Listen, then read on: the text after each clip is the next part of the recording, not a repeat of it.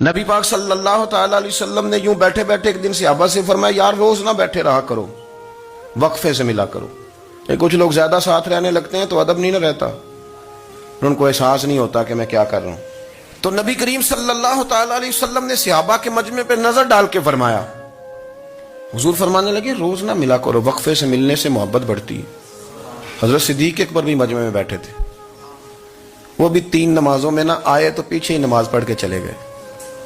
ایک روایت ہے عصر مغرب عشاء، اور دوسری جگہ لکھا کہ نہیں ظہر عصر مغرب تھی، پیچھے نماز پڑھی چلے گئے، پھر عصر پڑھی چلے گئے، پھر مغرب پڑھی، اور حضور نے زور کے بعد حضرت انس بن مالک سے پوچھا ابو بکر نہیں آئے؟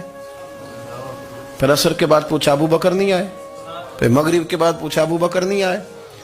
تو حضرت انس بن مالک کہتے میں بھی حیران تھا کہ وہ نماز تو پڑھ کے گئے ہیں، اور حضور کا طریقہ تھا کہ سلام پھیر کے پیچھے دیکھتے تھے، تو حضور نے دیکھ لیا، پھر بھی 3 دفعہ پوچھا کہ وہ آئے نہیں؟ سمجھے میری بات کو؟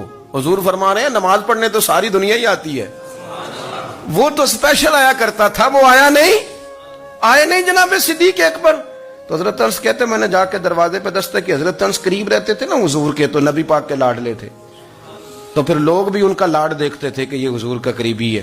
تو کہتے میں نے دروازے پہ دستک دی تو حضرت ابو بکر صدیق فرمانے لگے کیسے آئے ہو؟ میں نے کہا یار آپ چنگے سیانے بندے، حضور نے 3 دفعہ پوچھا ہے، 3 دفعہ پوچھا ہے۔ تو حضرت سیدنا ابو بکر صدیق دوڑے آئے، حضور حکم ہو؟ تو نبی کریم نے فرمایا یار سارا دن تو نظر ہی نہیں آیا، تو کدھر تھا تو؟ سارا دن ملا ہی نہیں۔ اللہ کرے آپ کے اس جملے کے حسن کی سمجھ آئے۔ آپ دیکھیں جو چاشنی یہاں ٹپک رہی ہے، جو وقار یہاں ٹپک رہا ہے، ذرا اس کا مزاج تو دیکھیں، اور یار تو نظر ہی نہیں آیا سارا دن۔ تو حضرت صدیق اکبر کہتے ہیں کوئی بات بھی نہیں تھی پر میں رو پڑا۔ میں نے کہا حضور آپ نے تو فرمایا تھا کہ ذرا وقفے سے ملا کرو، محبت بڑھتی ہے۔ تو حضور فرمانے لگے ابو بکر میں نے کہا تھا پر تجھے تو نہیں نہ کہا تھا، تو کوئی اور تھے جن کو کہا تھا، تجھے تھوڑا کہا تھا، اور اتنے بڑے جملے نہیں ملیں گے۔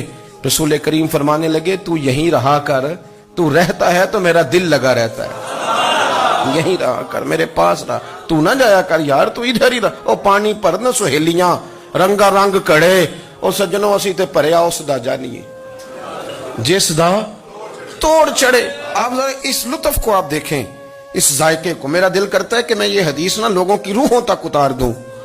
حضور فرماتے ہیں میں نے جس کے سامنے دین پیش کیا اس نے دلیل مانگی، وہ بھی کوئی اپنا ہے جو اپنوں سے دلیلیں مانگے، وضاحتیں مانگے، یہ کیسے تھا تو وہ کیسے تھا، تو یہ چیز کدھر سے آئی تو وہ کدھر گئی۔